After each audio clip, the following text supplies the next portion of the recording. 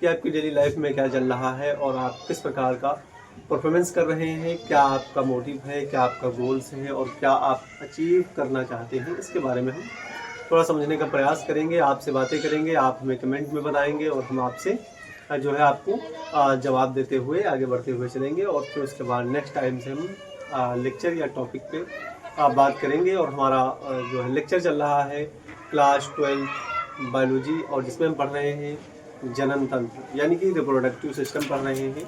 मनुष्य में जनन तंत्र किस प्रकार से होता है और उसके ऑर्गन्स के बारे में हम समझ रहे हैं। इसके 2 लेक्चर आ चुके हैं और उसके बाद 3rd लेक्चर भी जल्द से आने वाला है। और मैं थोड़ा काफ़ी दिन के बाद आपसे इंटरेक्ट हो रहा हूँ, मिल रहा हूँ। थोड़ी तबीयत मेरी नर्वस थी और आप देख रहे हैं शायद इस टाइम थोड़ी सही नहीं है, बट मैं लगन से और मेहनत से आप तक जुटा रहता हूँ। आपके कंटेंट और आपके उस सिलेबस का निचोड़ सार इकट्ठा कर करके आप तक पहुँचाने का प्रयास करता हूँ। मैं आपसे बात करने आया हूँ कि क्लास 10th और क्लास 12th का एग्ज़ाम पेपर हो चुके हैं। अब आप वेट कर रहे हैं कि रिज़ल्ट कब आएगा। आप गूगल्स पर, इंस्टाग्राम पर या अलग अलग आईडीज़ पे या अलग अलग मीडिया सोर्स पे सर्च कर रहे हैं, इधर उधर के यूट्यूब वीडियोस देख रहे हैं। कोई इंस्टाग्राम की वीडियोस देख करके पता लगा रहा है कि हमारा रिज़ल्ट इस तारीख में आएगा। कोई गूगल्स पे सर्च कर रहा है, कोई यूट्यूब पे देख रहा है, अलग अलग दुनिया भर की बातें। मैं आपसे बताता चलूँ, जिस टाइम में आपके पिछले ईयर्स में पेपर हुए थे और पेपर होने के बाद जितना बीच में गैप गया था, उसके बाद में आपका रिज़ल्ट आया था, इस साल भी वही होने वाला है। अप्रैल में पिछले साल भी रिज़ल्ट आया था और अप्रैल में इस साल भी रिज़ल्ट आएगा। बस थोड़ा सा फ़र्क रहेगा। 3rd वीक हो सकता है 3rd वीक के अंतर्गत आ जाए या 12th वीक के, यानी कि दूसरे यानी 2 वीक्स के बाद में तुरंत आपका रिज़ल्ट आपके गूगल्स पे अपलोड कर दिया जाएगा, आपके क्रोम ब्राउज़र पे अपलोड कर दिया जाएगा और अपना नंबर डाल करके आप अपना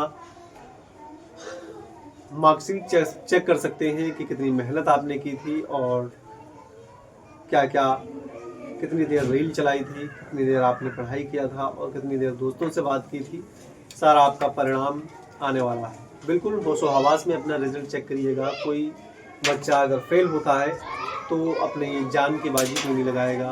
बस धैर्य रखना है। इस बार नहीं हुआ है तो अगले साल भी हम करेंगे, ठीक है। इस बार नहीं होगा तो अगले साल हम करेंगे, लेकिन समझदारी से कोई बेवकूफ़ी नहीं करेगा, ना तो परेशान होगा ना उलझन में। बस आपको एक ठोकर लग जाएगी कि आपने कितनी मेहनत की थी और कितनी मेहनत नहीं किए थे, क्या किया था 1 साल 2 साल आपने क्या किया है क्या नहीं किया है, वो आपके सामने बस थोड़े दिनों के अंतर्गत आपके सामने उसका चिट्ठा आने वाला है।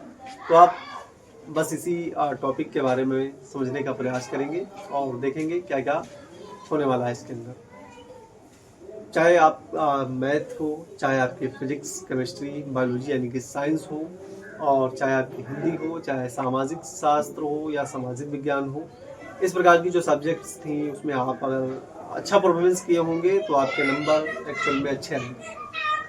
घबराने की कोई ज़रूरत नहीं है, चाहे वो मैथ हो, चाहे साइंस हो और चाहे वो इंग्लिश हो। मेहनत जिस प्रकार की किए होंगे, जिस प्रकार से लिखा होगा आपने, उस प्रकार के आपके नंबर जरूर आए होंगे। चाहे वो यूपी बोर्ड हो या कोई भी आल बोर्ड की मैं बात कर रहा हूँ, जिस प्रकार से मेहनत करोगे उतने ही उसी प्रकार से नंबर आएंगे। अब देखना ये है कि टॉप कौन करता है, यानी कि फर्स्ट श्रेणी में कौन आता है, सेकंड श्रेणी में कौन आता है और 3rd यानी कि फेलियर वाली लिस्ट में कौन आता है।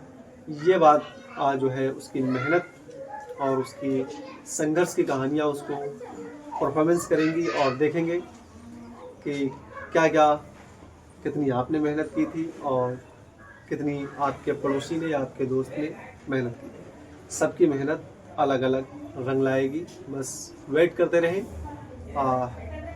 3rd वीक ऑफ अप्रैल में आपका रिज़ल्ट बिल्कुल कंफर्म है और आ सकता है।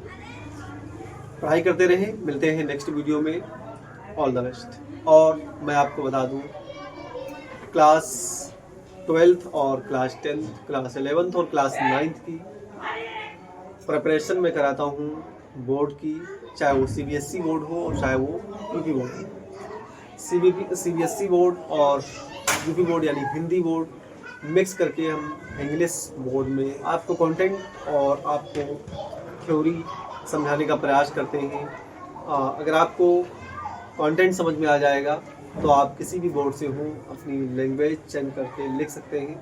बस ज़रूरी ये है कि जो इंग्लिश मीडियम वाला है वो इंग्लिश की ज़रूरत उसको ज़्यादा रिक्वायरमेंट होती है, और जो हिंदी मीडियम वाला है उसको हिंदी मीडियम की रिक्वायरमेंट ज़्यादा होती है। अगर आप 2025 और 26 में तैयारी करना चाहते हैं बोर्ड एग्ज़ाम की, तो चैनल को सब्सक्राइब करें और बिल्कुल फ्री ऑफ कॉस्ट आपके सामने लाइन बाय लाइन NCERT मैं पढ़ाता हूँ, और आप जाकर के डेमो क्लास सर्च कर सकते हैं। कोई क्लास, कोई बैच नहीं है, कोई पैसा नहीं देना है, बिल्कुल फ्री। आप हमसे जुड़े हैं, सिर्फ करना क्या है, चैनल को सब्सक्राइब करना है और उसको लाइक एक दो बार जरूर कर दें। लाइक करना ना भूलें, ताकि और आप नोट सहित आपको DPP करवाई जाएंगी, और कंप्लीट आपसे क्वेश्चन जो प्रीवियस ईयर में पूछे गए क्वेश्चन हैं उनको आपको स्क्रीन पे करवाया जाएगा, और आपसे टाइम दिया जाएगा। टेस्ट सीरीज़ भी करवाई जाएगी, और आपको बोर्ड के उस मंजिल तक, बोर्ड के उस एग्ज़ाम को क्लियर करवाने की गारंटी लेता है बायोलॉजी वर्ड क्लास, और मैं VWC वाला